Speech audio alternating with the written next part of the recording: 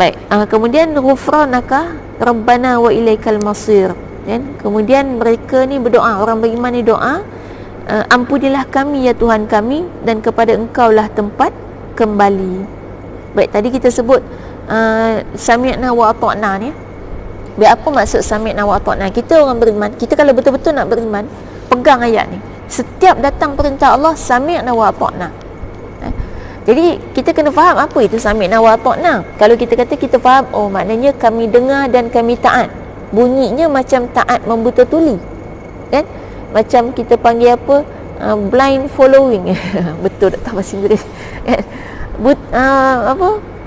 Ikut orang selalu, orang apa, pepatah Melayu, membabi buta. Tak kenapa babi jadi buta.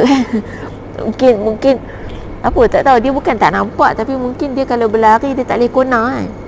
Dia tak boleh kona, kan? Dia tak ada kona kanan kiri, dia lurus je. Dia membabi buta. Maknanya dia tak buta, tapi dia memang lurus je gitu. Dia tak pandai nak kona-kona, eh?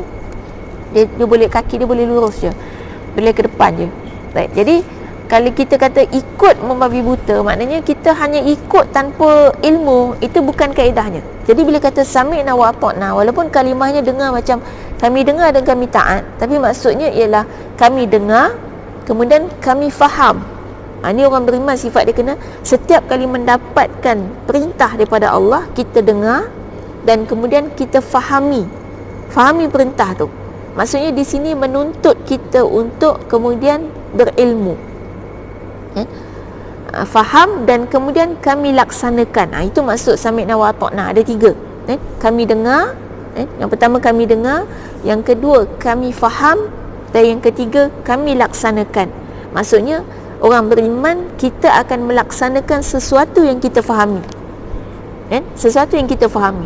Jadi apa pun yang kita amalkan dalam Islam, kita tak boleh macam tu saja, dan tak boleh juga beralasan oh saya tak faham jadi saya tak buat lah.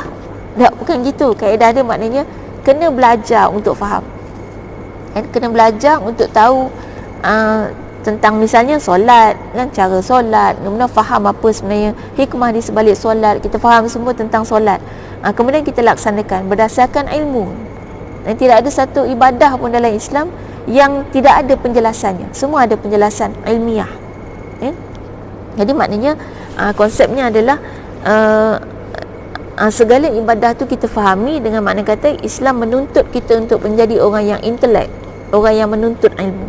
Dan bahkan ada sebahagian ulama, saya ingat Khalifah Umar bin Abdul Aziz pernah mengatakan,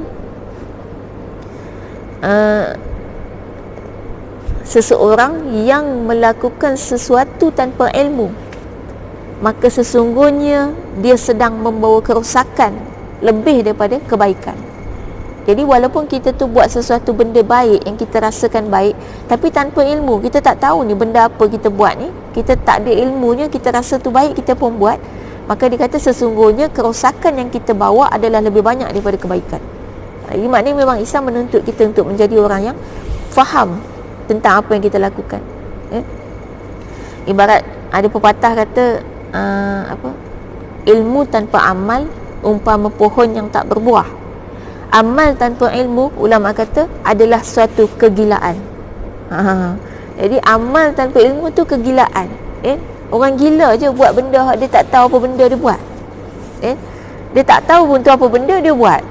Tu kan orang gila kan, dia tak tahu apa benda dia buat. Maka ulama katakan orang yang beramal tanpa ilmu tu satu kegilaan. Itu maknanya konsep kita mengajak untuk kita sama-sama menjadi orang yang orang Islam ni dia memang akan intelek. Kalau betul kita ni orang yang beriman, kita akan belajar.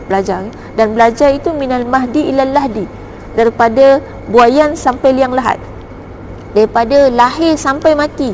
Tak ada istilah habis belajar, tak ada. Kan kita kadang-kadang selalu dengar, anak awak dah habis belajar ke? Baik, habis belajar mungkin dari segi istilah tamat universiti, dah konvo, okey. Tapi belajar tak boleh berhenti. Yang kadang bila kita guna istilah habis belajar, akibatnya betul-betul habis. Tak buka dah apa-apa buku, kerja kan. Zaman kerja, tak belajar langsung. Kuliah pun tak datang, kitab pun tak baca, buku apa pun dah tak ada dah. Tutup segala-gala buku. Yang dia buka cuma muka buku. Facebook, yang lain semua tutup. Kemudian kalau membaca pun, yang dia baca kat muka buku juga. Kalau nak cari ilmu, yang dia cari dekat Syekh Google, habis. Itu maknanya itu bukan konsep ilmu. Ilmu ni kita kena tahu siapa gurunya.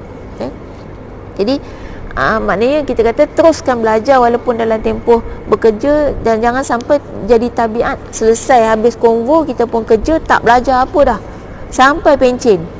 Pencen baru start datang masjid. Itu kita tengok masjid adalah golongan tumpuan kepada golongan-golongan after pencen.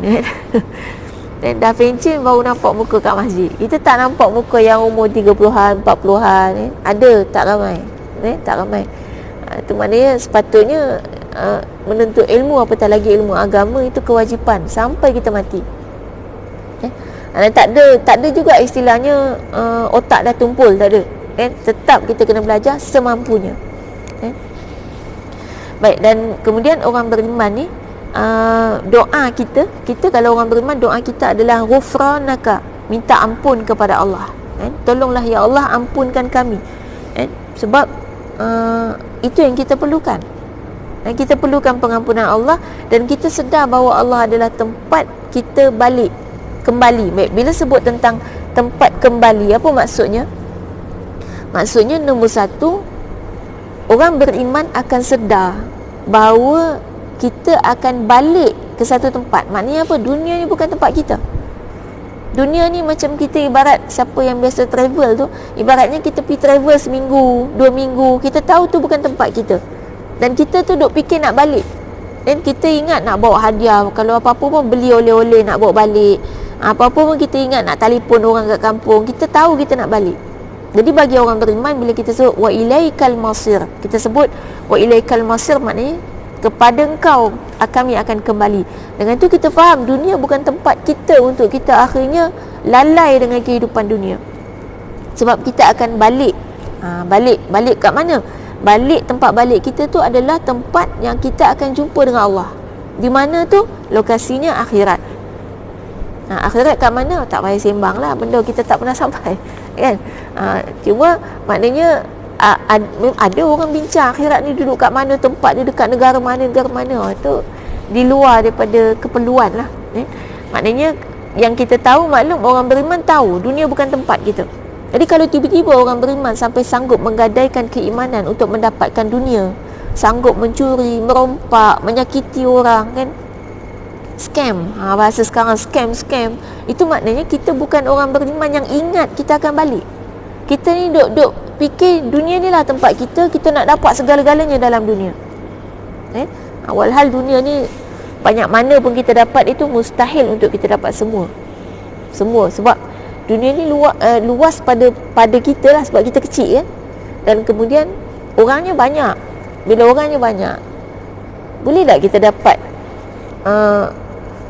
kita seorang tiba-tiba nak dapat separuh dunia, contoh separuh bumi ni kita punya, kan tak boleh, kan. Jadi sebanyak-banyaknya sikit je kita dapat. Dan orang beriman sangat sedar tentang benda tu.